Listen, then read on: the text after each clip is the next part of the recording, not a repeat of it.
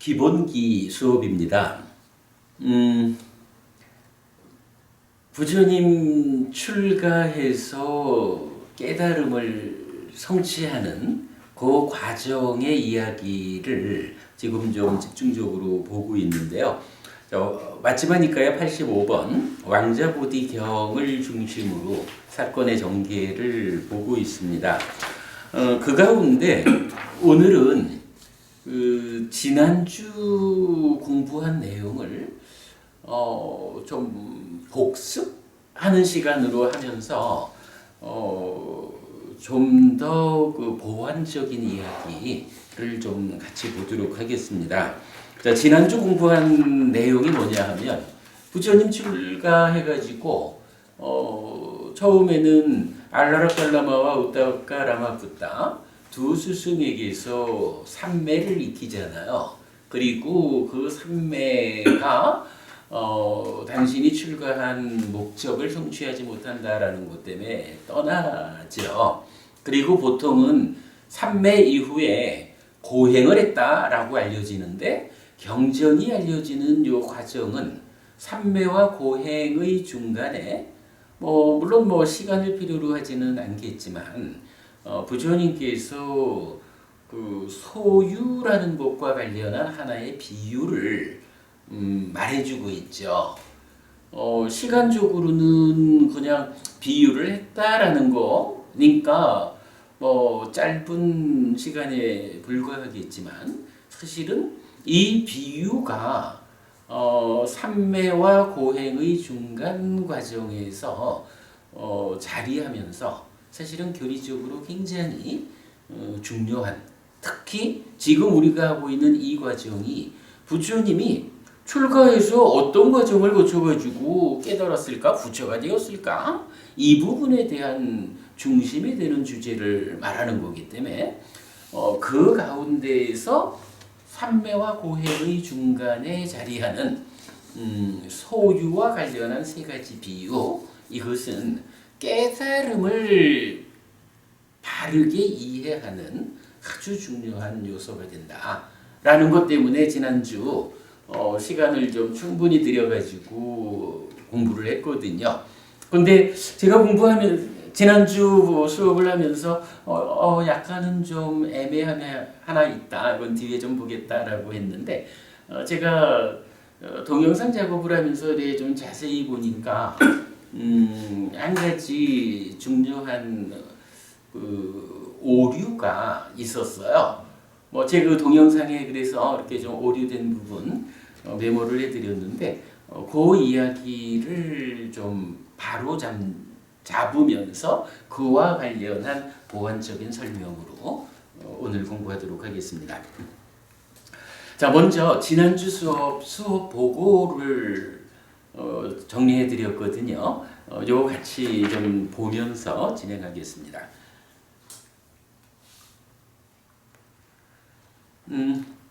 출가 이후 깨달음까지의 과정은 1. 삼매 2. 소유적 사유에 대한 비유 3. 고행의 세 가지로 나타납니다. 보통은 삼매와 고행의 두 가지로 설명하고 있지만 소유적 사유에 대한 비유는 초전 법륜과 연결되어 매우 중요한 교리적 위치를 차지합니다. 소유적 사유에 대한 비유는 세 단계로 설해집니다. 지난주에 이 비유를 이렇게 보았죠. 나무 토막이 있고요.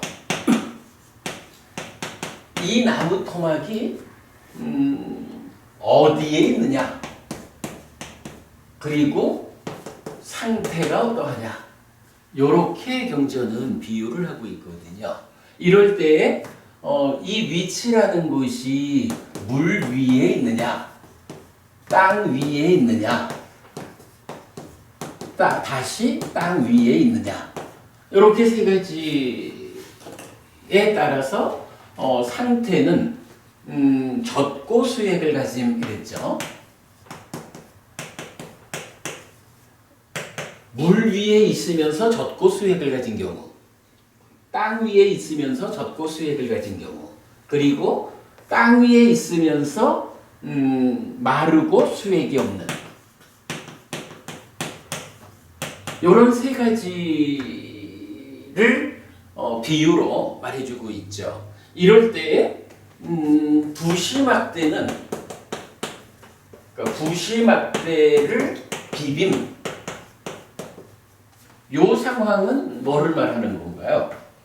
이런 나무 토막을 놓고 비빈다라고 하는 이거는 어쨌든 노력하는 시도 이걸 말하는 거겠죠. 자, 이렇게 이제 비유를 하면서 여기에 대해서 이제 소유라는 것을 말하고 있거든요.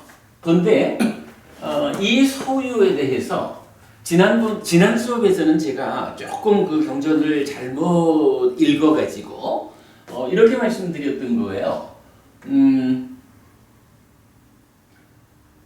위치라는 것을 몸에 비유하고 상태라는 것을 마음에 비유해가지고 몸이 세간에 있느냐 숲속 외딴 곳으로 사람들에 의해서 방해받지 않는 곳으로 피했느냐 요거를 물 위와 땅 위 이렇게 구분했죠. 그리고 젖은 수액이냐라는 것은 이 마음은 아직까지 그러니까 몸은 비록 세간을 피해가지고 산속으로 들어갔지만 사람들한테 방해받지 않는 곳으로 들어갔지만 아직은 마음이 이 욕계적인 소유적인 삶을 떠나지 못한 이렇게 설명을 했었죠. 그런데 좀 애매해서 경전을 다시 보니까 요 부분이 수정이 된 거였어요. 자, 이게 이제 어떻게 수정되냐 하면 몸과 마음을 하나로 묶어보는 거예요. 그래서 물 위에 있다라고 하는 건 뭐냐 하면 몸과 마음이 소유를 멀리하지 못한 거예요. 땅 위에 있다라고 하는 것은 몸과 마음이 소유를 멀리했어요. 이렇게 나오는 거예요. 몸과 마음. 그런가 하면 그러면 젖고 수액이 있다라는 거와 마르고 수액이 없다라고 하는 나무토막의 상태에 비유되는 요건 무엇일까? 라고 하니까 요게 잠재되는 것들이라고 제가 이제 표시를 했는데요. 요 이야기 잠재되는 것들과 관련한 이야기를 오늘 보완적으로 좀 보려고 그래요. 자, 그래서 잠재되는 거 요것이 제거하지 못하고 가라앉히지 못한 요런 상태이고 두 번째 경우는 몸과 마음은 비록 소유로부터 멀리 떠났지만 그 잠재하는 것들을 제거하지 못하고 가라앉히지 못한 거예요. 그리고 마르고 수액이 없다라고 하는 요건 뭐냐 하면 잠재되는 것들을 제거하고 가라앉힌 거죠. 요런 상태를 말하더라라는 거죠. 자, 지난주에는 요거를 어떻게 표현했나요? 그러니까 지난주 제가 잘못 설명한 거지만 소유라고 하는 어떤 거 그러니까 욕계 중생으로의 삶이죠. 이것을 놓고 몸도 마음도 떠났다? 떠나지 못했다. 몸은 떠났는데 마음은 떠나지 못했다. 이렇게 지난주에는 설명을 드렸는데 그게 아니고 오늘 이제 제가 좀 수정해드리자라고 하는 것은 이러한 소유를 한면으로는 몸과 마음으로 그리고 한면으로는 잠재되는 것 이렇게 지금 표현을 하고 있는 거예요. 자, 그럼 요거 어떤 의미일까? 이렇게 보아야 할 것 같아요. 자, 우리가 삶을 설명하는 방법이 뭐 여러 가지 있겠죠. 그런데 우리 법회가 특징적으로 삶을 설명하는 방법 뭔가요? 마음이라는 게 있죠. 우리 삶이라는 것은 어떤 삶의 중심에 마음이 있죠. 그러니까 마음이 형성작용이래죠. 생겨나는 과정이 있죠. 그런가 하면 생겨난 마음은 행위하는 마음이 심은 행위하는 마음이니까 삶이라고 하는 것은 중심에 위치한 이 마음이 생겨나는 과정. 그거 뭐죠? 심행은 상수 이렇게 말하는 거죠. 딱가의 아랫부분 요 영역이 하나 있고 그 다음에 생겨난 마음이 행위하는 살아가는 요 과정이 있는 거죠. 이거 더 설명 안 해도 되죠 우리? 요렇게 놓고 보면 이제 마음이 행위한다라고 하는 이 영역은 뭐예요? 이게 업이라고 하는 것을 어떻게 표현하나요? 심이 원인이 되어가지고 몸과 말과 의로 행위하는 거죠. 이게 업이잖아. 그러니까 이제 몸도 떠나고 마음도 떠난다 라고 하는 이 이야기는 뭐냐 하면 몸도 떠나고 말이라고 하는 거야. 입 가지고 하는 거니까 코와 마음은 되죠. 마음도 떠난다. 요거죠. 의라고 하는 것은 요게 몸과 만나는 삶이 진행된 거에 불과하죠. 그러니까 몸도 떠나고 마음도 떠난다라는 이 이야기는 요거 마음 심자 찢다라고 하는 이 마음의 행위 영역만을 놓고 이 행위 영역을 몸과 마음으로 구분해가지고 몸도 소유를 욕계 중생의 삶의 영역을 넘어서고 마음도 욕계 중생의 삶의 영역을 넘어섰다. 요 얘기를 지난주 제가 한 거죠. 그런데 경전을 조금 제가 뭔가 잘못하고 있구나 라는 생각이 들어가지고 자세히 좀 본 거예요. 그랬더니 그게 아니더라고. 몸과 마음을 하나로 묶어가지고 멀리하냐 멀리하지 않냐 이렇게 설명하면서 이어가지고 경전이 뭐라고 말을 하냐 하면 그 자리에서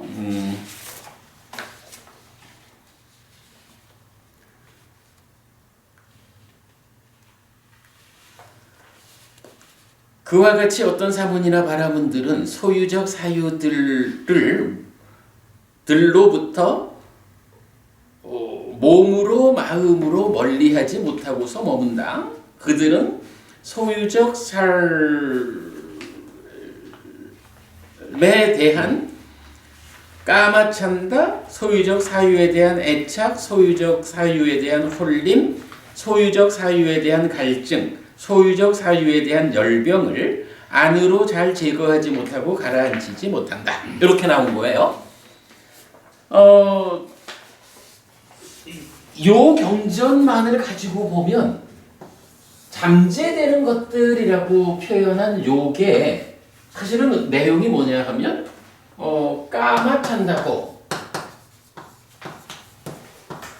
까마찬다. 우리 지난주에도 충분히 공부했죠.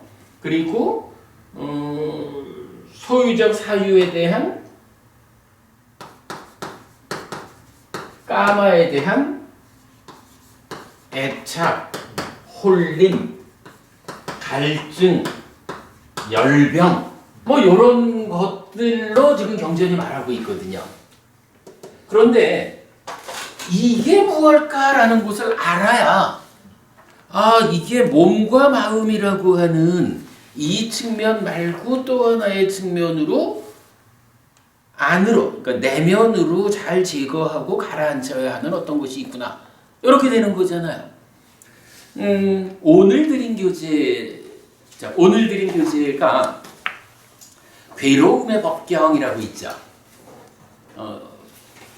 오늘 드린 교재. 여기에 보면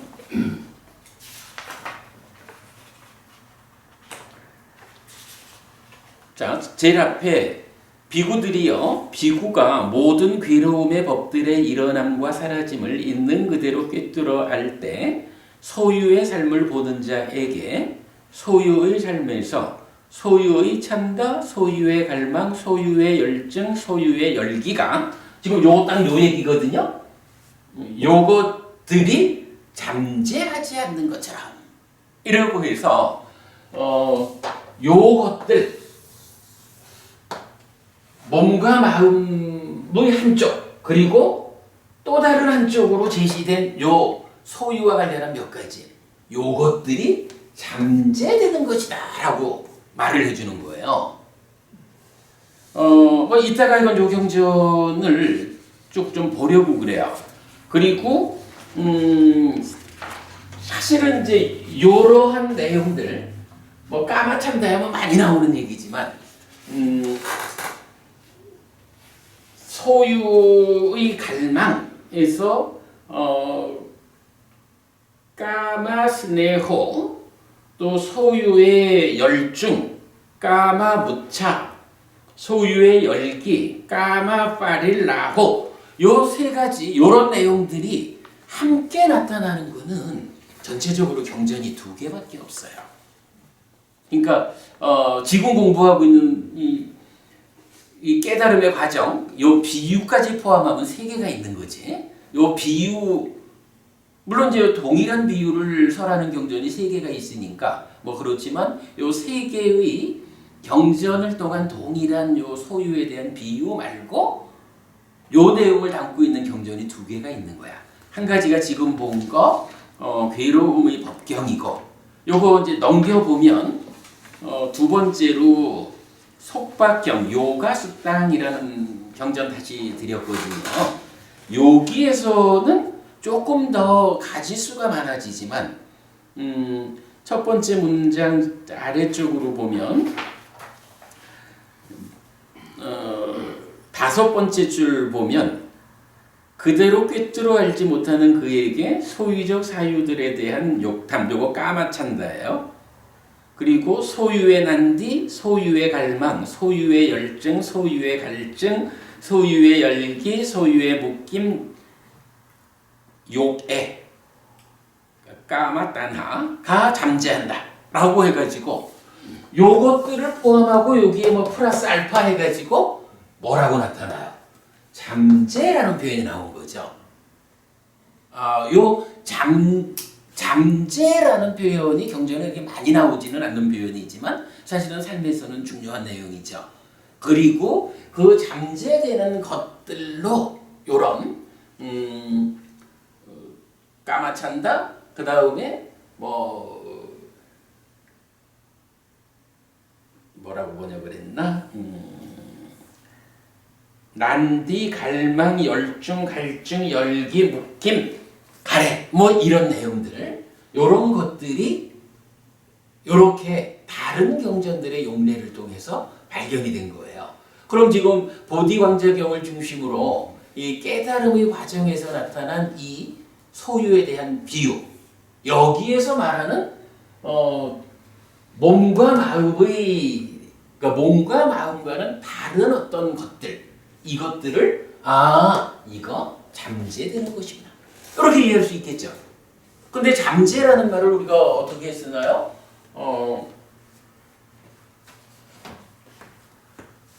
행위를 하면 행위의 결과로 어떤 일이 생기죠?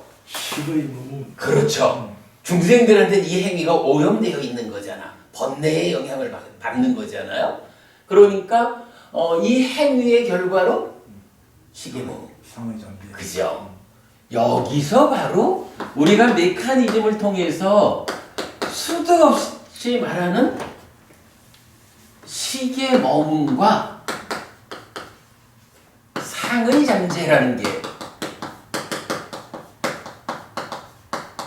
등장하는 거죠.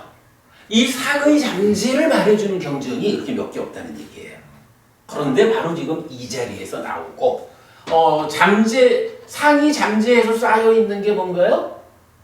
상온이고 중생들한테는 상이 병들어 있어서 번뇌 들어 있는 거죠. 그리고 바로 그 방금 지었지만 이 잠재된 상이 2차 인식에 참여해서 수의 인식에서 번뇌로 작용하잖아요. 그래서 상과 수에 의해서 심이 생겨나는 심행을 정의해 주는 거죠. 그러니까 이렇게 몸과 마음으로의 한 영역 그리고 다른 것들인데 경전의 도움을 받아보니까 잠재되는 것들 이렇게 보니까 어때요? 지난주에는 우리가 조금 생각을 들여가지고 몸과 마음으로 구분해봤지만 이거 아니고 몸과 마음을 하나로 묶었다. 이건 뭐예요? 바로 찢다가 자 우리가 이제 삶을 그러니까 지금 이 얘기는 뭐예요? 몸과 마음 이렇게 본 거는 삶이라는 것을 몸으로의 삶, 마음으로의 삶 이렇게 구분했다라고 봐야겠죠. 그런데 이거는 삶에 대한 표면적인 이해에 불과하잖아. 삶에 대한 깊은 이해는 어떻게 돼요? 몸과 마음이라고 하는 이거는 싸잡아가지고 찢다가 행위하는 영역이 있는 거야. 그죠? 그러나 삶에 대해서는 깨달음이라고 하는 이 완승에는 그죠? 우리가 알죠? 행위를 제어하는 수행이 뭔가요? 사념처죠. 찢다가 생겨나는 과정의 문제를 해소해서 깨달음을 성취하는 그 수행이 뭐예요? 네, 이게 사마타 윗바사나잖아요. 우리가 이런 수행에 대한 명확한 자리매김을 알고 있잖아요. 지금 부처님은 비유를 그렇게 들어주는 거라. 사념처의 영역에 속하는 행위 부분이 몸으로도 멀리하고 마음으로도 멀리했다. 그러나 요거는 멀리했다고는 하지만 행위 영역에서만 떠난 거예요. 아직까지 삶의 중심이 되는 요 찢다가 어떻게 생겨나는 것일까? 찢다가 생겨나는 과정, 찢다의 형성작용인 상과 수의 과정 요거 제어하는 것으로의 사마타 윗바사나 요 영역에 대해서는 아직까지 소유를 제거하지 못하고 가라앉히지 못했다. 생겨나서 행위하는 몸과 마음에서는 욕계라고 하는 소유의 삶을 넘어섰어. 초선에 들은 거겠지 뭐. 그런데 아직까지 그 바닥에는 이 찢다가 생겨나는 과정에 간섭하는 것으로의 상의 문제, 번뇌의 문제 요것들은 잠재된 것이라는 이름으로 남아있다는 거예요. 그래서 우리 왜 구차 재정을 말하는 경전 중에 소경이라는 경전에서 보면 물론 이제 표현은 달리 나오지만 이런 표현 하거든요. 초선을 간다라고 할 때 초선이면 기본적으로 소유라는 욕계를 넘어선 거잖아. 그런데 경에 보면은요. 초선을 성취해서 머물면서 어머님 초선을 성취해서 머물면서 무슨 일을 해야 돼요? 초선을 성취해서 머물면 초선은 기본적으로 소유를 넘어선 거잖아. 그죠? 욕계를 넘어선 거거든. 그러니까 초선을 성취했다. 초선을 성취해서 머무는 이 상태에서는 이제 무언가 색계의 영역에 들어가지고 그 이후 단계에 어떤 일을 하면서 초선 단계로 사마타 윗바사나를 하고 초선만큼의 단계 지어진 해탈을 하고 그리고 제2선으로 올라가가지고 또 제2선만큼의 이런 일을 해야 되잖아. 그런데 소경이라는 경전에서는 뭐라고 하냐면요. 초선을 성취해서 머문다. 그리고 거기서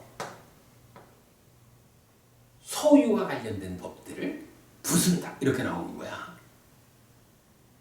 그래서 이제 이거를 우리가 어떻게 설명했냐면 아주 재밌게 표현을 했어요. 초선이라는 게 소유적인 욕계와 관련한 모든 것을 다 해결하고 이제 초선에 올랐습니다. 이런 개념이 아니구나. 그럼 무엇일까? 일단은 요 소유라고 하는 것이 자 수행자가 초선을 간다라는 건 뭐예요? 나는 더 이상 소유적인 삶을 살지 않을 거예요. 초선을 그러니까 욕계를 떠나는 방법이 삼매잖아요. 삼매를 성취해가지고 욕계를 넘어서서 초선에 간다. 이건데 표현하자면 소유적인 것들이 어딜 갑니까? 가지 말고 나랑 같이 삽시다 하고 발목 잡고 늘어질 거 아니야. 초선을 가자 삼매를 성취하자라고 하면 우선은 36개 주랭랑을 놔야 되는 거야. 소유적인 것들이 나를 붙잡고 가지 말라고 이럴 때 뿌리치고 36개 주랭랑을 쳐가지고 일단은 초선이라는 새끼의 세상에 올라서야 되는 거야. 그러면 이제 36개 주랭랑을 쳐가지고 올라섰으면 나보고 하지 마세요 하고 붙잡는 그것들은 그대로 밑에 있잖아. 밑에 남아가지고 언제든지 또다시 잡아 끌으려고 할 거 아니야. 그러면 이제 소유라는 욕계를 완전히 떠나려면 어떻게 해야 돼요? 일단 36개 주랭랑을 쳐가지고 초선이라는 새끼에 올라서고 나면 이제 붙잡히진 않게 됐잖아. 그러면 뒤돌아서 가지고 나는 이제 너네들로부터 벗어났어. 이제 나는 우월한 입장을 가지고 너네들을 부술 거야. 하고 초선이라는 산매에 들어가지고 그때부터 욕계에 속한 나를 붙잡으려 하는 그것들을 부수는 거지. 그게 그러니까 소경에서 초선을 성취해서 머물면서 소유적인 것을 부순다고 한다고. 그리고 그 경은 전체적으로 제2선, 제3선, 제4선 이러면서 그러니까 각각의 삼매를 성취해 머물면서 무슨 일을 하느냐 하면 한 단계 아래 것들을 부순다고 하거든. 그 개념을 이렇게 볼 수 있는 거라. 일단 몸과 마음으로는 주랭랑을 쳐가지고 초선을 간 거야. 그런데 아직까지 잠재되어 있는 한 단계 아래의 것들. 요것은 못 부순 거야. 그거 어떻게? 올라서는 상태에서 뒤돌아서 가지고 한 단계 아래의 것을 부수는 거야. 갖고 보니 이런 개념이 다양하죠. 우리가 구차재정 공부를 통해서 아주 주목했던 내용이거든요. 근데 그런 개념이 지금 여기서 나타나는 거죠. 그러니까 이제 그러면 이 얘기가 되는 거야, 그죠? 소유로부터 몸과 마음은 멀리 떠났지만 잠재된 것은 아직까지 제거하지 못하고 가라앉히지 못한다. 그리고 세 번째 비유는 드디어 그것까지 초선에 올라가지고 뒤돌아서가지고 소유들을 부순 거야. 그 소유가 뭐야? 일단은 표면적인 마음이 행위하는 영역에 있는 거, 이거는 사념처라고 하는 이 방법에 의해서 삼매를 성취함으로써 초선을 성취해 머무는 그걸로 넘어선 거야. 그러나 아직까지 이 찢다가 생겨나는 과정, 심행의 과정에서 작용하고 있는 잠재된 것들, 요거는 그래서 우리가 말하는 거잖아. 초선에서는 초선만큼의 단계 지어진 사마타 밑바산으로 단계 지어진 해결을 통해서 단계 지어진 해탈을 하잖아. 그죠? 그리고 올라서잖아. 이게 이건 우리가 말하는 사마타 윗바사나는 어쨌든 심행, 찢다가 생겨나는 그 과정의 문제를 해소하는 거예요. 단계 지어졌을 뿐이지. 의익이죠. 바로 요거를 말하는 거죠. 요런 개념이 설명이 되면 이제 지난주에 우리가 몸도 마음도 이렇게 본 거 잘못 본 거다. 몸과 마음은 하나로, 그러니까 요거를 이제 표현을 바꿔야 되는 거죠. 심의 행위 영역에서는 무리에서 땅 위로, 소유로부터 멀리하게 되었어. 그거죠. 그러나 아직까지 찢다가 생겨나는 과정의 문제, 그 잠재된 것들, 그죠? 몸과 마음 요거 심의 행위 영역이고, 잠재된 것들 심의 생겨나는 과정의 것. 이렇게 두 개로 구분이 되는 거죠. 그래서 소유와 관련한 두 가지 측면을 다 멀리하고 제거 그리고 가라앉힌 요 상황이 된 거죠. 요렇게 해야 비로소 그 소유라는 것을 완전히 넘어섰다. 그렇게 말해지는 거죠. 좀 어렵지만 그래도 우리 중요한 부분을 찾아냈죠.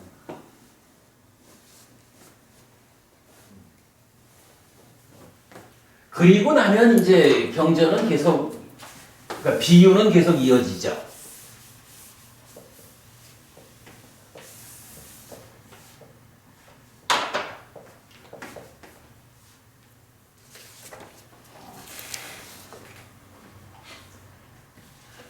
자, 이렇게 그 몸과 마음, 즉 행위 영역과 형성의 영역, 생겨나는 과정으로 구분해 놓고 이제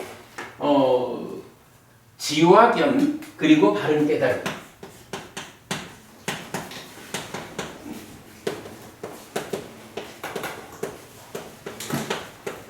요것이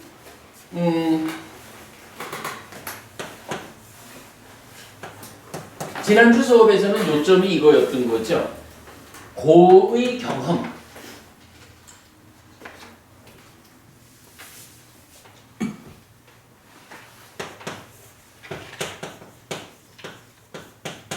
괴로움을 경험하는 경우든 고를 경험하지 않는 경우든 이렇게 두 개로 구분을 한 거죠. 그런데 여기에 대해서 답은 어떻게 나와요? 경험하든 경험하지 않든 이거 무리에 있고 젖은, 그래서 행위 영역도 떠나지 못하고 형성 과정도 제거되지 못하고 가라앉지 못한 이런 상태에서 고를 경험하든 경험하지 않든 어떤 방법으로 부시막대를 비비는 어떤 방법으로 노력을 하든지 간에 지화견 바른 깨달음을 얻을 수 없어. 이렇게 된 거죠. 그리고 두 번째 비유는 땅 위에 올려줬어요. 그래서 행위 쪽에서는 소유를 멀리 했는데 그러니까 형성 과정의 것, 잠재된 것들은 아직 제거하지 못하고 가라앉히지 못했죠. 요때에도 고를 경험하든 경험하지 않든 이거 안 된다. 이렇게 말하는 거죠. 그리고 땅 위와 마르고 수액 없는 그런 노력. 달리 말하면 행위의 측면에서도 몸과 마음이 소유를 떠나고 잠재된 것들, 찌따의 형성 과정의 영역에서도 제거하고 가라앉힌 거죠. 이럴 때는 괴로움을 경험하든 경험하지 않든 지화견 바른 깨달음을 얻을 수 있다. 요렇게 비유가 된 거죠. 요거 이렇게 그 표로 만들어 드렸어요. 근데 이걸 제가 쓰고 나서 보니까 사실은 여기 나무 토막의 상태 위치 요게 바뀌어야 맞아요. 그러니까 위치가 지금 여기서 보면 위치 있고 상태 있죠. 제가 요거 나중에 이제 바꿔놓도록 할게요. 여러분들과 수정하셔요. 그래야 이제 이 비유가 논리적으로 연결되거든요.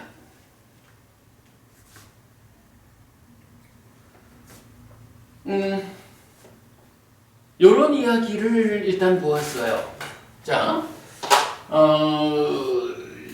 요약을 해보자면, 부처님 이제 깨달음을 위해서 출가한 상황에서 삼매 수행을 열심히 했는데, 그래서 무소유처 미상비비상처까지 중생세상의 끝에까지 의 삼매를 성취를 했는데도 불구하고 이걸로는 못 간다, 깨달을 수 없다라고 판단돼서 이제 나와가지고, 그러니까 이제 그 상태는 뭐냐 하면 부처님 수행자 곧다마는 일단 삼매의 측면에서는 높은 삼매 수행자가 된 거예요. 그 상태에서 야, 이제부터 내가 어찌 해야 할까? 라고 고민하는 과정을 비유로 본 거죠. 그랬을 때 소유라고 하는 거, 욕계, 소유라고 하는 이것은 행위뿐만 아니라 형성의 과정, 잠재되는 것까지의 문제를 다 해결하는 그때에만 비로소 어떠한 수행이든 깨달음으로 갈 수 있겠구나, 이런 결론을 냈다는 거죠. 뭐 둘 중에 하나라도 버려지지 않은 게 있으면 못 간다, 이렇게 된 거죠. 자, 이랬을 때 이제 이 고의 경험이라는 건 뭐죠? 고의 경험이라는 거는 고행의 방법이란 얘기죠. 그러니까 이미 수행자 곧다마는 삼매 수행을 통해서 소유를 넘어선 거예요. 그래서 이제 수행을 하자라고 하면은 삼매라는 토대 위에서 이어지는 수행을 할 수 있는 조건은 갖춰진 거예요.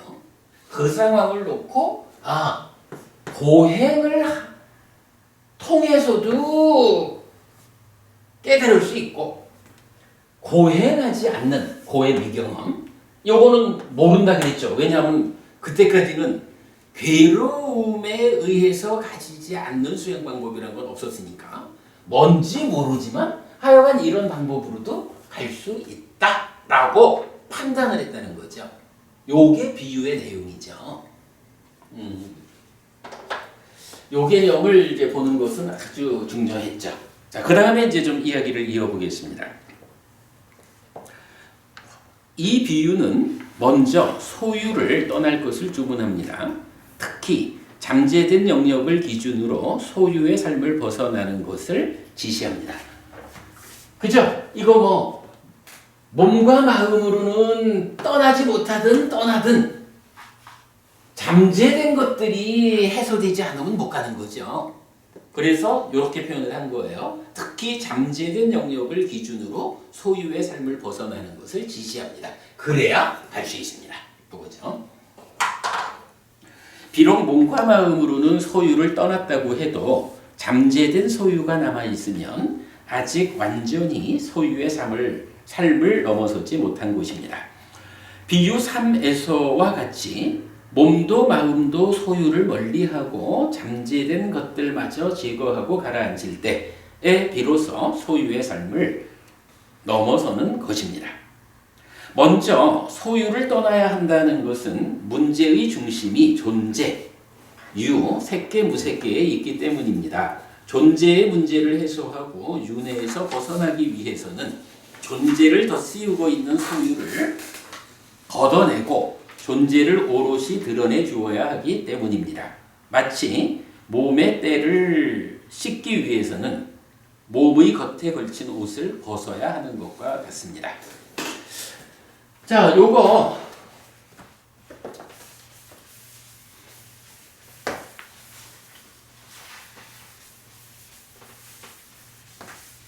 뭐니 해도 삶에 대한 이해가 중요하죠.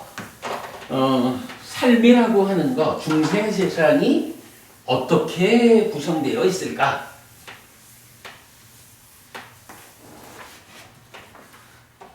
자, 중생들이 사는 세상은 어떻게 구분되나요? 욕계, 색계, 무색계.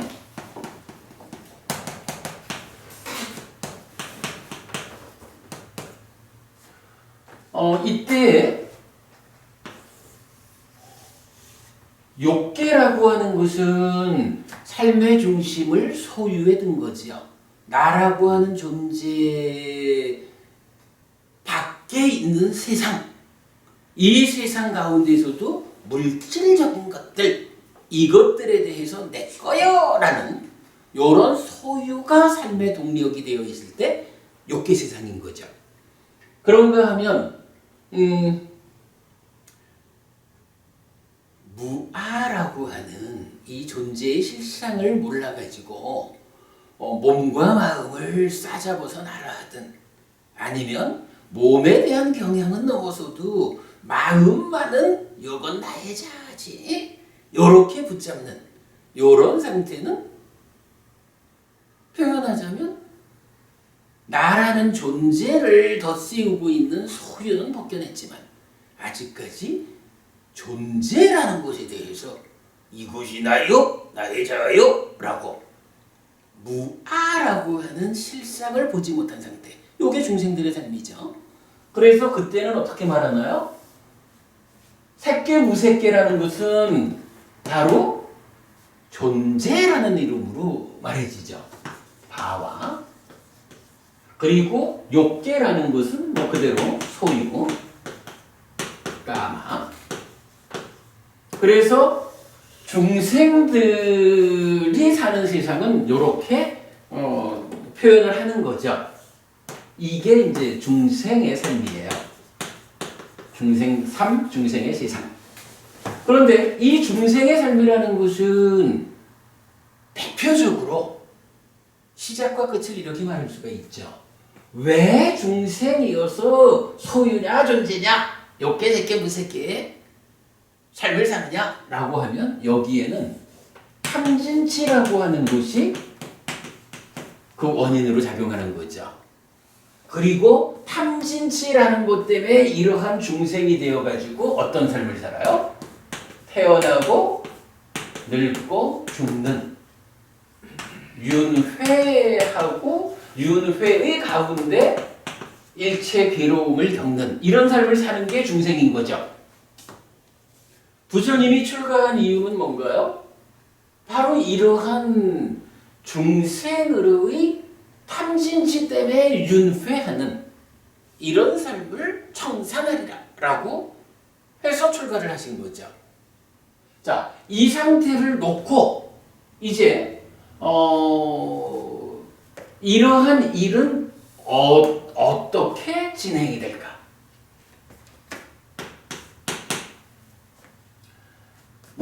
살아가면서 내 거일까요? 라는 소유적인 사유에 의해서 생겨나는 괴로움들은 우리한테는 그게 크지만 이런 전체적인 삶에 대한 이해를 가지고 보면 경전은 요거 뭐라고 불러요? 낮은 삶이라고 부르잖아. 중간 삶, 수승한 삶 이런 식으로 말하잖아요. 소유라고 하는 것은 사실은 낮은 삶이라. 그래서 정말로 소유적인 것은 표현하자면 약간의 노력을 통해서 후다닥 벗겨버리고 제거해버리고, 정말로 왜 나는 늙어야 하고 죽어야 하고 죽으면 또 태어나가지고 늙고 죽음을 반복할까? 윤회하는 근본적인 괴로움을 겪어야 할까? 이 부분의 문제를 풀자라고 하는 게 사실은 부처님의 입장에서 보면 그게 수행이고 깨달은 이유, 출가한 이유잖아요. 꼭 부처님 아니라 사실 우리가 수행 이야기를 하면 그렇게 봐야 되죠. 때로 어떤 스승을 만나느냐에 따라 가지고 이런 소유적인 영역에서의 모든 수행을 지향하는 그런 사람들도 있겠지만, 그러나 부처님이 우리한테 알려주는 수행이라는 것은 이렇게 뭐 내과 하는 이런 데서 생겨나는 그런 문제를 해소하자, 이거하고는 레벨이 다른 거죠. 기본적으로 왜 생노사라고 하는 이런 문제, 이런 아픔을 겪어야 할까? 이거 벗어나야 되겠다. 이게 이제 출가의 목적이고 깨달음으로 나아가기 위한 본질의 영역이죠. 이런 이야기죠. 깨달음이라고 하는 것, 이게 소유의 삶에서 깨달으러 가자, 이렇게 말할 수 있는 건가요? 그거 아닌 거죠. 깨달음이라는 게 소유의 문제를 풀면 된다 이러면은 그야말로 부자가 돼가지고 갖고 싶은 거 다 가지면 되겠지 뭐. 그러나 우리가 지향하는 깨달음이라는 건 그거 아니란 말이에요. 나라고 하는 존재가 왜 생도사의 윤회하는 삶을 살아야만 할까? 이런 바로 존재라는 곳에서 벗어나는, 이게 수행의 목적이고 부처님 깨달음의 이유, 부처님 출가하는 이유고 깨달음의 성과도 바로 존재라고 하는 여기에 수반되는 문제를 해소하는 거잖아요. 요 개념 우리가 충분히 이해를 해야겠죠. 그래서 이제 그 이야기를 지금 한 게 뭐냐 하면 방금 읽은, 자, 먼저 소유를 떠나야 한다는 것은, 자, 방금 전에 비유를 통해 가지고 어떻게 했어요? 행위 측면에서도 몸도 마음도 떠나야 되고, 마음이 생겨나는 과정에 잠재되어 있는 그 영역의 것도 제거돼야 하고, 그래야 비로소 이게 완전하게 소유로부터 넘어선 거예요. 그 얘기 뭐예요? 딱 요거 해주는 거잖아. 비유가 말하는 것은, 존재의 영역에서 깨달음으로 가야겠는데, 그러려면 우선은 필요한 게 뭐예요? 아직은 우리가 욕계 중생으로 소유에 묶여 있다 보니까 소유를 내려놓고 벗어나야 존재의 영역에 내가 쓸 거고, 존재의 영역에 서야 비로소 존재의 문제를 풀 수 있다. 요 개념 말해준 거죠. 그죠? 소유의 비유가 요걸 말해주는 거예요. 그러니까 몸과 마음, 즉 행위의 영역 또는 잠재된 것들 해서 찌따의 형성의 과정, 이 두 가지 중에 어떤 거 하나라도 남아있으면 이거 소유를 넘어섰다라고 말할 수 없어.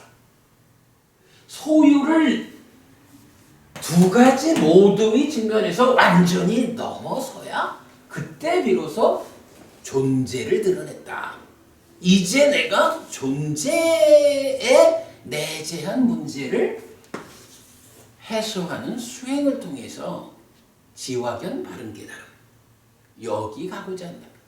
요 준비 과정을 말해주는 거죠. 그 얘기 의미를 이제 이해를 하자고요.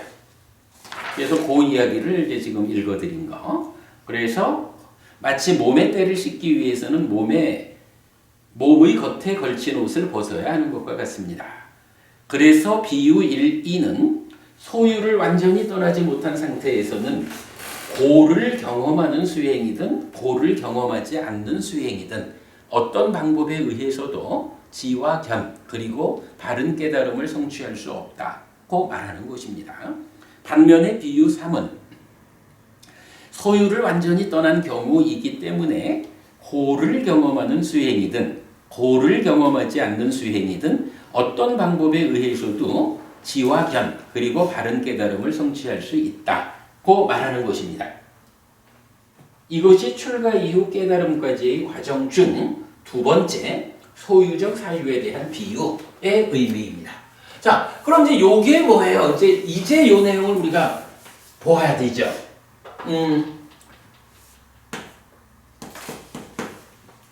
지와 견, 그리고 바른 깨달음. 여기를 가야겠는데, 이제, 소유의 비유를 통해 가지고 존재의 영역으로 올라선 거예요. 그리고는 이제 존재에 올라섰으니까 존재의 문제를 해결하자. 지와 견 바른 깨달음을 성취하자. 그런데 그러려면 하여간 뭔가 액션이 필요하죠. 그러니까 수행을 해야 되는 거죠. 수행을 하자라는 건데 이 수행을 두 가지로 제시하는 거죠. 한 가지는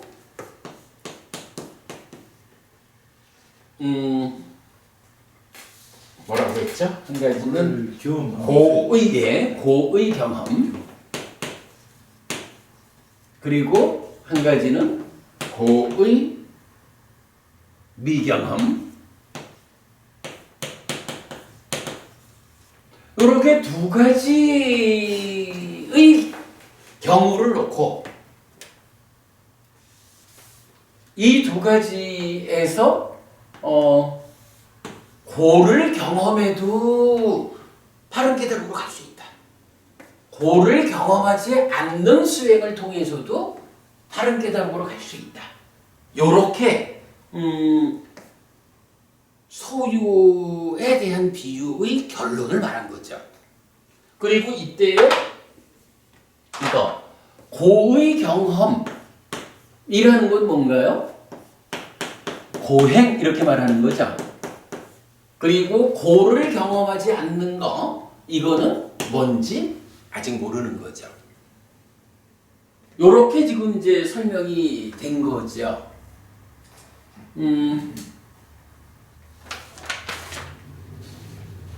자, 그리고 조금 더 나가봅시다. 그런데 이 비유는 초전법륜과 비교됩니다. 초전법륜은 다섯 비구들에게 최초로 법을 설하는 장면입니다. 거기서 부처님은 소유와 고행, 고를 경험하는 수행의 두 끝에 접근하지 않고 중도로서 깨달았는데 중도는 팔정도라고 합니다. 소유적 사유에 대한 비유에서는 소유를 완전히 떠난 경우에 고를 경험하는 수행, 즉 고행으로도 지화견 그리고 바른 깨달음을 성취할 수 있다고 하였는데 초전법륜에서는 소유와 고행 모두를 배척하는 차이가 있는 것입니다. 이거 무슨 얘기인가요? 일단 첫 번째 단계로는 소유에서 그러니까 소유를 넘어서는 것이 수행 입장에서 보면 하나의 과정이 되는 거죠. 표현하자면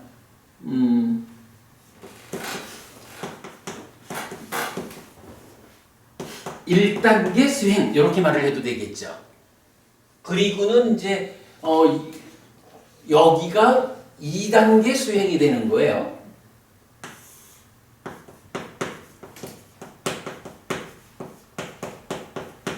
이 단계 수행을 놓고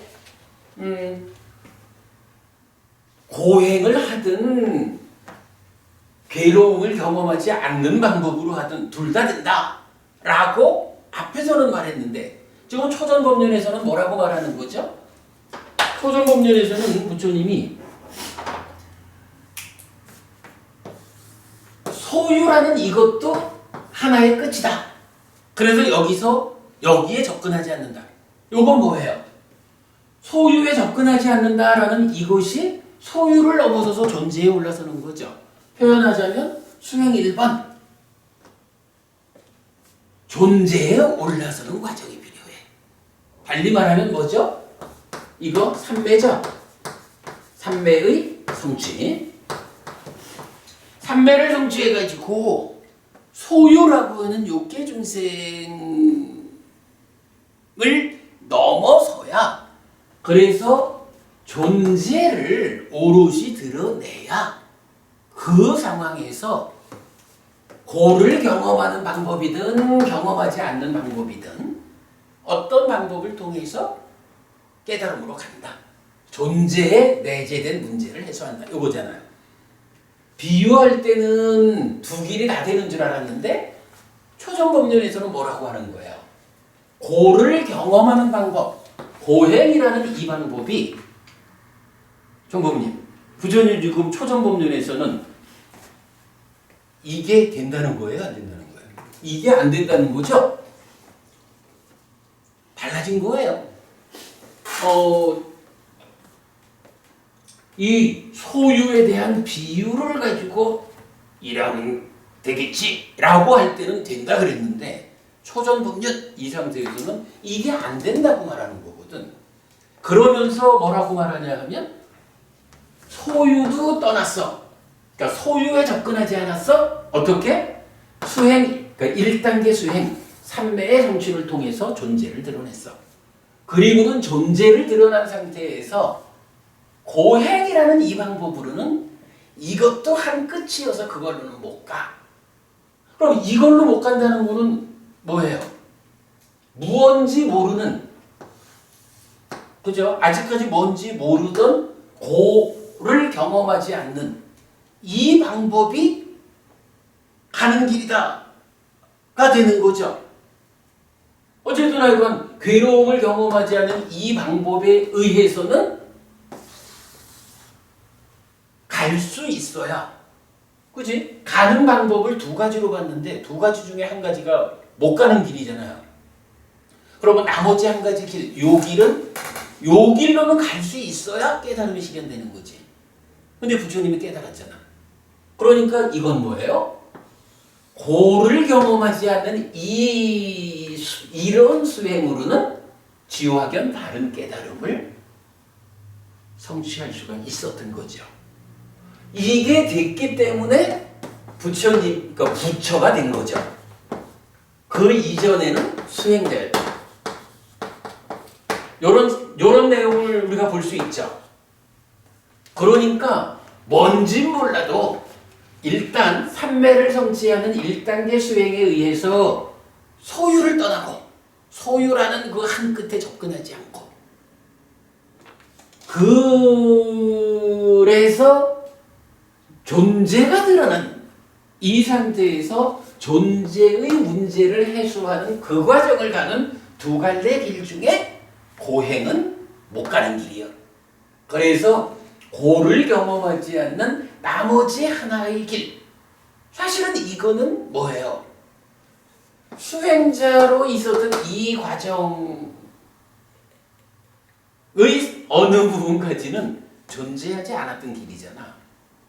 그런데 그래도 부처가 되었다라는 건 뭐예요?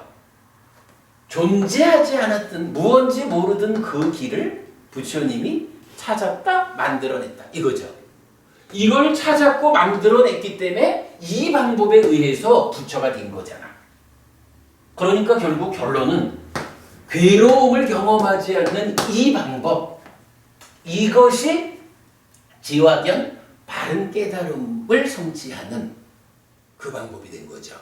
그래서 부처가 됐다는 거예요. 그래서 이건 이렇게 동그라미 치는 게 맞아요. 그리고 정보부님 회원 요 길이 하나 생긴 거죠? 확인이 된 거죠? 그리고 이제 요 길을 부처님이 이름을 붙여주죠. 이 길의 이름이 뭐예요? 예. 바로 이 길에다가 이게 중도다. 그리고 중도는 팔정도를 실천하는 것이다. 이렇게 말하는 거잖아. 팔정도의 실천 중도. 이것에 의해서 깨달았다, 부처가 되었다. 그런데 이 길이란 어떤 길이냐? 중도, 팔정도, 부처되는 이 길은 괴로움을 경험하지 않는 길이다. 이렇게 정의가 된 거죠. 이게 뭔가요? 우리가 이제 지금 이 공부가 왕자보디경을 중심으로 그 출가 이후, 그러니까 출가를 위한 어떤 그 주제 발의부터 깨달음까지를 지금 보고 있는 거잖아요. 이 자리에서 보디왕자경의 주제 발의가 뭐예요? 그때 보디왕자는 세종께서 공양을 마치시고 바로에서 손을 떼시자 어떤 낮은 자리를 잡아 한곁에 앉았다. 한곁에 앉아서 보디왕자는 세종께 이렇게 말씀드렸다. 대덕이시여, 저에게 이런 생각이 듭니다. 행복에 의해 행복으로 가져야 하는 것이 아니다. 괴로움에 의해 행복으로 가져야 하는 것이다. 라고. 이게 뭔가요? 옛날에는 부처님에 의해 가지고 이런 완전한 깨달음이 실현되기 전에는 사람들은 어떻게 알았냐 하면 다른 깨달음이라고 하는 이 완전한 행복, 삶이 완성된 이 완전한 행복이라는 것은 어떤 방법으로 얻어지는 것이냐, 어떤 길을 통해서 이 완전한 행복으로 내가 가질까에 대한 답을 이렇게 했다는 거야. 이게 딱 그 얘기잖아. 행복에 의해서 이 행복으로 가지는 게 아니고 괴로움에 의해서 가지는 것이다. 이게 일반적으로 인도에서 수행자들이 갖고 있던 수행에 대한 견해였던 거죠. 보디왕자가 이렇게 말했을 때 한 장 넘어가면 부처님 뭐라고 대답해요? 왕자여, 나도 깨달음 이전 깨닫지 못한 보살이었을 때 행복에 의해 행복으로 가져야 하는 것이 아니다. 괴로움에 의해 행복으로 가져야 하는 것이다. 라는 이런 생각이 들었다. 왕자여, 그런 나는 나중에 아직은 연소하고 젊고 머리가 검고 축복받은 젊음을 부족한 초년기에 부모님은 원치 않아서 눈물 흘리고 우셨지만 머리와 수염을 깎고 물들인 옷을 입고 집을 떠나 출가했다. 요게 출가할 때의 부처님 입장이잖아. 그러니까 부처님 출가할 때 어떤 견해를 가졌다는 거예요? 출가 시점에 분명히 깨달음의 길, 깨달음의 길이라는 것은 괴로움으로 가지는 것, 고행을 통해서 가지는 것이다. 이렇게 알고 있었다는 거잖아요. 그러니까 아까 비유에서 뭐라고 했냐면 일단 소유를 넘어서기만 하면 괴로움을 경험하든 경험하지 않든 깨달을 수 있어. 이렇게 생각을 했다는 거잖아요. 그런데 깨닫고 나서는 어떻게 말하는 거예요? 깨닫고 나서는 내가 깨닫기 전 옛날에는 그런 줄 알았어. 나도 다른 사람들처럼 괴로움의 방법, 고행을 통해서 깨달음으로 가는 줄 알았는데 내가 깨닫는 과정에 최고의 고행을 해봤지만 그 고행으로 깨달을 수 없었어. 내가 노력이 부족해서 깨닫지 못한 게 아니고 고행이라는 이 방법이 깨달음으로 가는 바른 길이 아니었기 때문에 그랬어. 그래서 내가 고행이라는 고의 경험을 내려놓고 새로운 길을 발견했어. 그 얘기가 이제 어디서 어떻게 나타나냐 하면 제가 계속 반복해서 하는 말씀이 있죠. 깨달음의 자리에 가가지고 이렇게 말하잖아요. 자, 고행을 마치고 자, 고행의 마무리 과정. 나는 이 극심한 고행으로도 인간의 법을 넘어선 성자들에게 적합한 지화견의 성취를 증득하지 못했다. 깨달음을 위한 다른 길이 없을까? 왕자여, 그런 나에게 이런 생각이 들었다. 그런데 나는 아버님이 삭야족의 의식을 거행하실 때 시원한 잠부나무 그늘에 앉아서 소유적 사유들로부터 벗어나고 불선법들로부터 벗어나서 윗닦아가 있고 윗자라가 있고 떨침에서 생긴 기쁨과 즐거움으로 초선에 도달하여 머물렀던 것을 기억한다. 그런데 이것이 깨달음을 위한 길이 될까라고. 왕자여, 그런 나에게 그 기억을 따라서 이런 식이 생겨났다. 이것은 깨달음을 위한 길이다. 그런데 여기서 문제가 하나 제기됐던 거죠. 이게 깨달음으로 가는 길일 것 같은데 문제는 나는 분명히 알고 있기를 괴로움이 경험되는 가운데, 즉 고행으로 깨달아야 된다고 알고 있는데, 그거 포기하고 새로 내가 이게 깨달음으로 가는 길이요 라고 결론 내린 이 길이, 문제는 괴로움이 수반되지 않는 길이잖아. 그 상황의 문제를 제기하면서 이제 불교가 성립하는 과정의 가장 극적인 장면이라고 제가 말하는 거죠. 부처님 이렇게 말하죠. 왕주야요, 그런 나에게 이런 생각이 들었다. 그런데 나는 왜 그런 행복을 두려워하는가? 그런 행복은 소유적 사유들과도 다르고 불선법들과도 다르지 않은가? 라고. 왕자여, 그런 나에게 이런 생각이 들었다. 나는 소유적 사유들과도 다르고 불선법들과도 다른 그런 행복을 두려워하지 않는다. 자, 부처님 이제 분명히 깨달음을 위한 길이다. 이거 뭐예요? 깨달음을 위한 길이다라고. 고행 이건 아니요. 그죠? 이건 아니고 괴로움을 경험하지 않는 이 하나의 방법이 있는데, 회상을 해보니까 초선을 경험한 그 길이 그거 같아. 이거죠. 그리고 이 길이 맞다라고 생각은 드는데, 이제 문제는 그동안 가지고 있었던 선입관, 왜 이 길은 괴로움이 수반되지 않을까?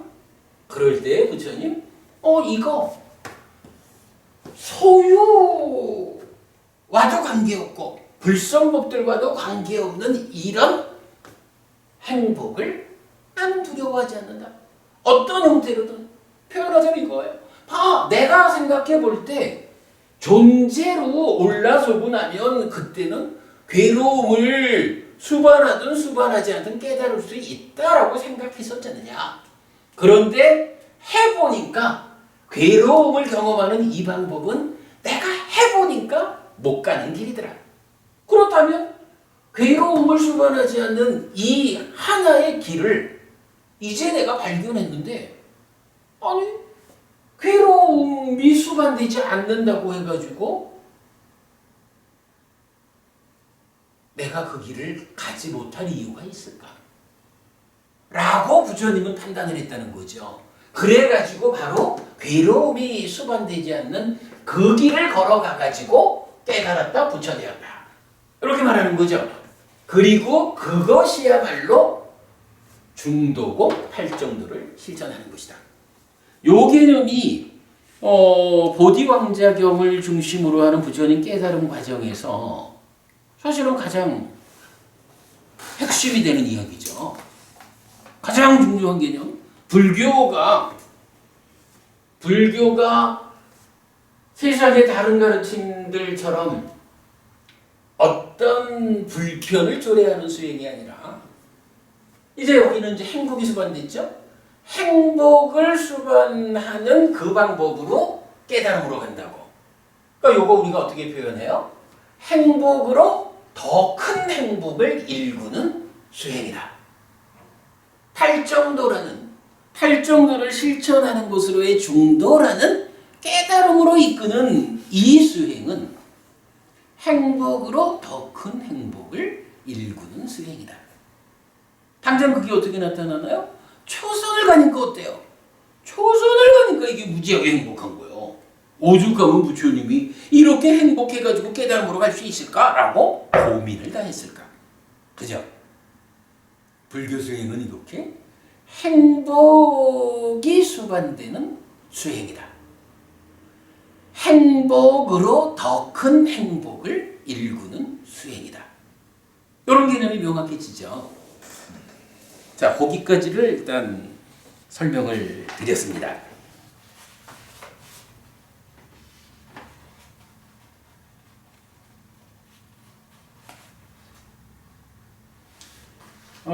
어디까지 읽었나? 바른 깨달음, 그러니까 팔정도의 실천, 즉 중도에 의해 지화견 그리고 바른 깨달음을 성취하는 것입니다. 아니다. 그 위에까지 읽었구나. 중도로서 깨달았는데 중도는 팔정도라고 합니다. 거기까지 보았죠. 이제 설명드린 내용 이제 정리가 되었어요. 소유적 사유에 대한 비유에서는 소유를 완전히 떠난 경우에 고를 경험하는 수행, 즉 고행으로도 지와 견 그리고 바른 깨달음을 성취할 수 있다고 하였는데 초전 법륜에서는 소유와 고행 모두를 배척하는 차이가 있는 것입니다. 이것은 시점의 차이로 이해해야 합니다. 지금 제가 설명드린 게 그거죠? 예. 소유적 사유에 대한 비유는 아직 깨닫기 전 보살이었을 때 출가 당시 가지고 있던 견해, 즉 행복에 의해 행복으로 가져야 하는 것이 아니다. 괴로움에 의해 행복으로 가져야 하는 것이다에 근거한 생각이었고 초전 법륜은 깨달음 이후 부처로서 설한 법문인 것입니다. 부처님은 수행 과정에서 고를 경험하는 수행 방법, 즉 고행으로도 지와 견 그리고 바른 깨달음을 성취할 수 있다고 생각하였지만 실제적 수행 과정에서 고행이 바른 방법이 아닌 줄 알게 됩니다. 그래서 고를 경험하지 않는 수행 방법, 나는 소유적 사유들과도 다르고 불성법들과도 다른 그런 행복을 두려워하지 않는다. 이런 수행 방법인 팔정도의 실천, 즉 중도에 의해 지와 견 그리고 바른 깨달음을 성취하는 것입니다. 그래서 깨달음 전후의 부처님은 이렇게 다른 설명을 하는 것인데 전의 설명은 미완성, 즉 과정의 것이고 후의 설명은 완성, 즉 결과된 것입니다. 이 두 가지를 놓고 왜 부처님은 달리 말했어? 이렇게 볼 게 아닌 거예요. 깨달음 이전에는 그렇게 알았지만 깨달음의 과정을 통해 가지고 오직 하나의 길을 결정한 거죠. 이 두 가지의 비교는 중도의 의미를 명확히 알려주는데 단순히 소유와 고행의 중간길이 아니라는 것입니다. 자, 요거 뭔가요? 소유라는 것이 여기 있고 고행이라는 것이 여기 있는데 중도라고 하는 이것이 소유, 고행 요 중간에 있는 게 중도요. 요런 개념 아니라는 거죠. 우리가 지금 그림으로 봐도 삼매를 성취하는 1단계 수행을 통해서 소유를 넘어서 가지고 존재에 올라서야 되잖아. 그 존재 상태에서 두 가지 길 중에 하나는 틀린 거예요. 중도가 옳아. 이렇게 말하는 거잖아. 이거 중간길이다라고 보지 않아야 한다. 이거죠. 삼매에 의해 소유를 넘어서면 전혀 다른 무대. 그죠?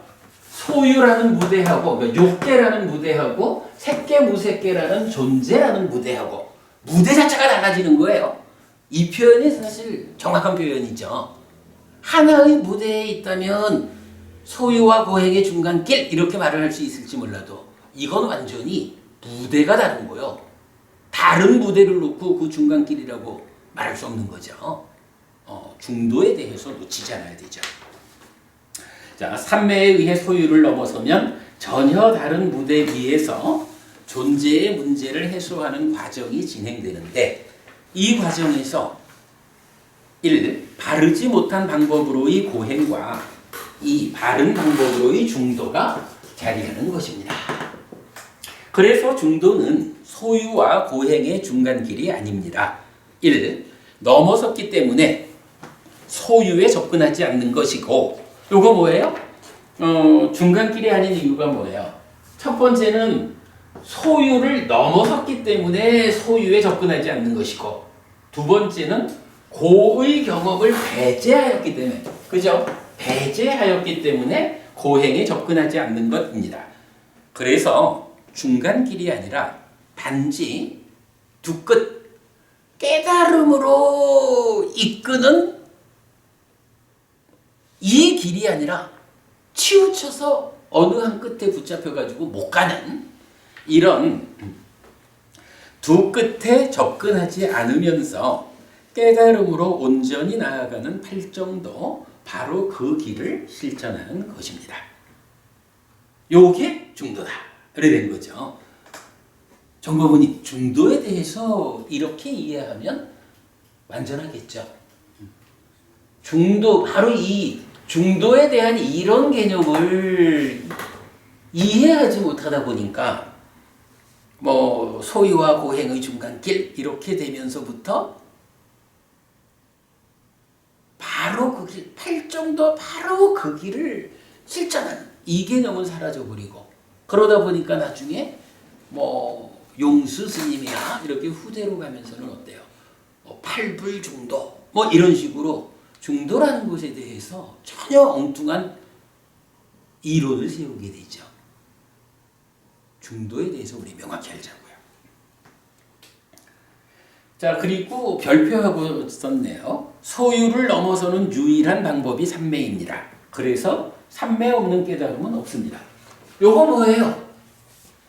깨달음이라고 하는 것은 무대가, 그죠? 무대 자체가 소유라는 무대하고는 전혀 다른 곳에 있는 거예요. 깨달음으로 가는 무대는 존재라는 색계무색계라는 이 무대거든. 이거를 삼매라는 방법에 의하지 않고는 무대를 바꿀 수가 없잖아요. 그런데 삼매 없이 깨달음으로 간다 이렇게 말하는 건 뭐예요? 무대를 바꾸지 않고 소유에서 직접 깨달음으로 간다라고 말하는 건데 이건 부처님에 의하면 있을 수 없는 일이다. 이 부분도 우리가 명확히 해야 됩니다.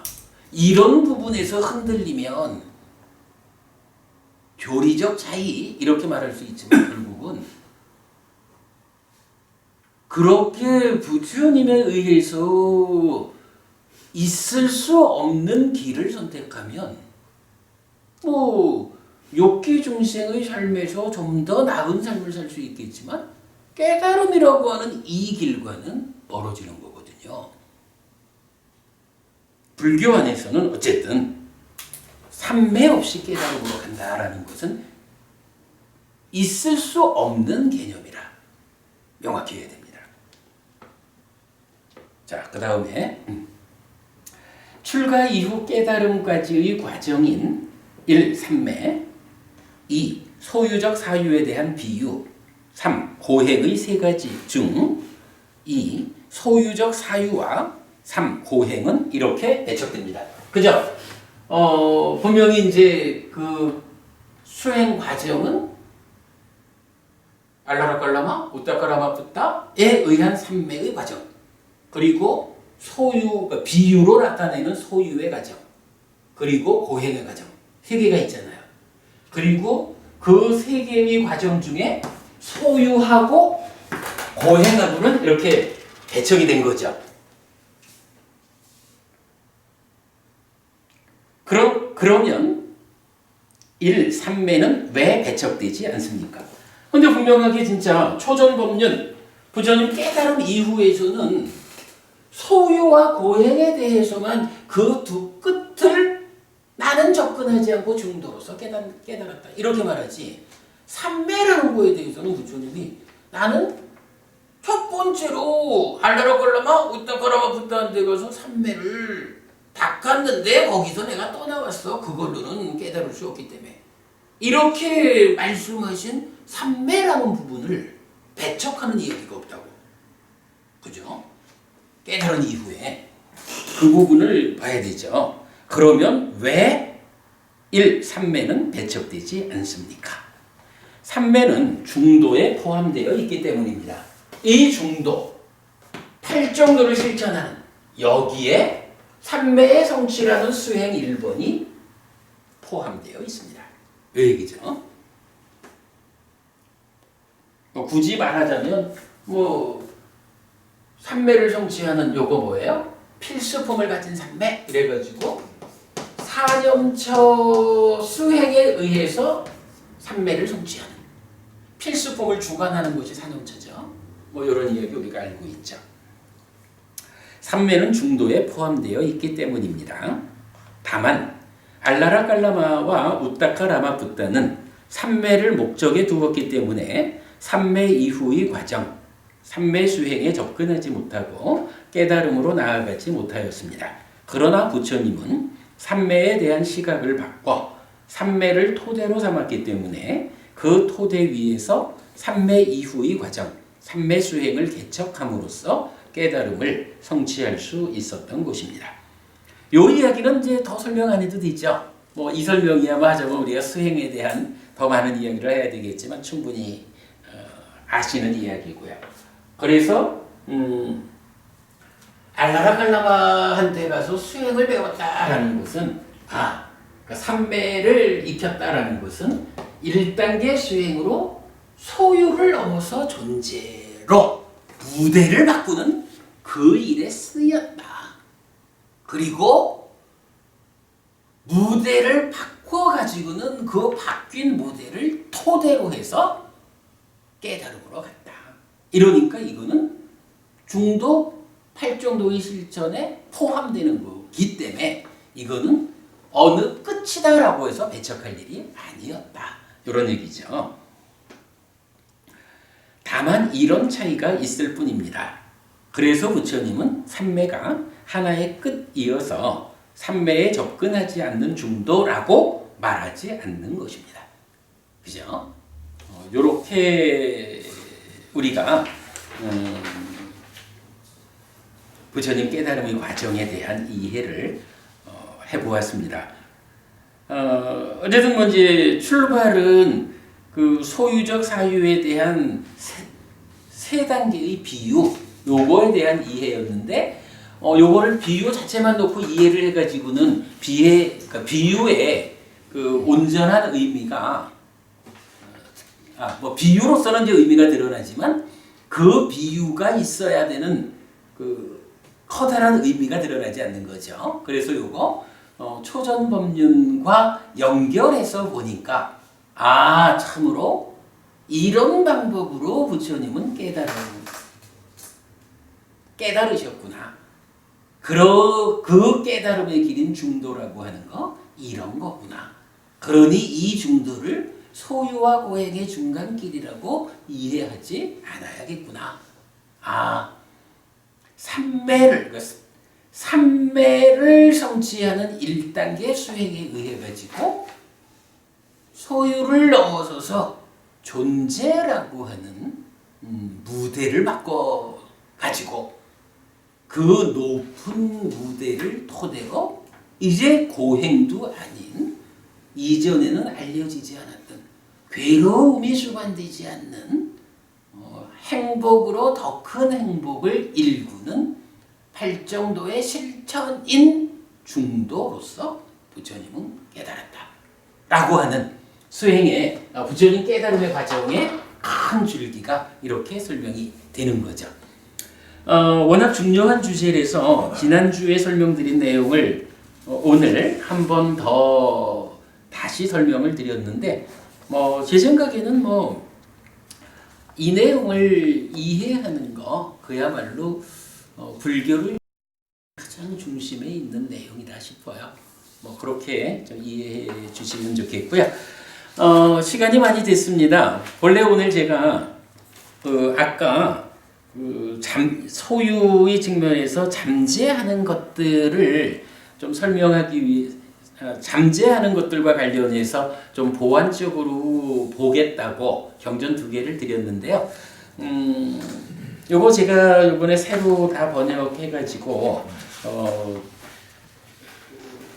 나름대로 좀 잘 정리를 해봤어요. 근데 이제 기본적으로는 여기서 알려주는 내용이 지금 이야기한 부분하고 거의 이렇게 겹치니까 이거 그냥 경전 2개 여러분 읽어보시는 거로 하고요. 특히 두 번째 있는 요 속박경과 관련해서는 우리 합송경 내세 모음 홈페이지에서 찾아보시면요, 요 속박경이 말하는 4가지 속박에 대해서 충분히 설명하고 있는데, 자, 오늘 드린 교재 맨 끝장 가보시면 맨 끝장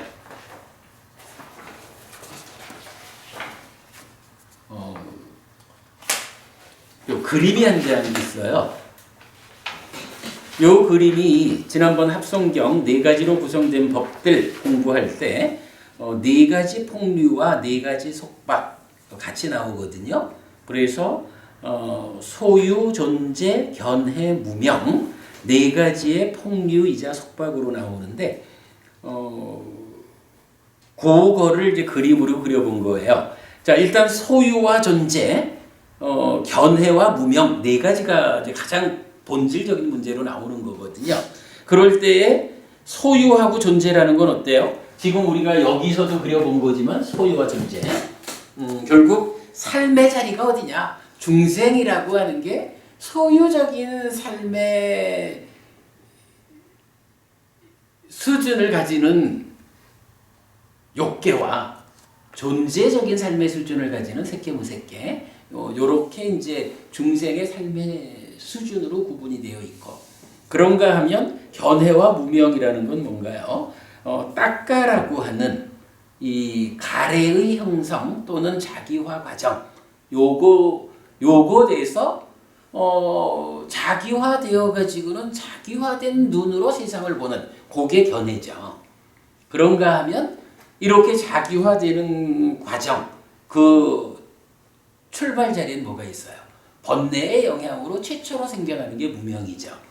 그래서 이렇게 중생의 삶의 수준으로의 소유와 존재 두 가지 그리고 자기화된 삶에서 세상을 보는 시각 그리고 자기화 과정의 중심에 있는 무명 요 네 가지를 가지고 이것이 폭류이고 속박이다 이렇게 이제 말해주고 있거든요. 뭐 여기에 대해서 조금 그러니까 추가적인 설명은 제가 수업 보고를 통해 가지고 간단하게 좀 정리를 해드리도록 하고요. 이걸로 해서 요 경전 두 개 다 공부한 걸로 하겠습니다. 자, 오늘은 뭐 공부는 많이 안 했지만 시간이 많이 늦어서 오늘 우리 이렇게 마치도록 하겠습니다. 네, 수고하셨습니다. 네, 수고하셨습니다.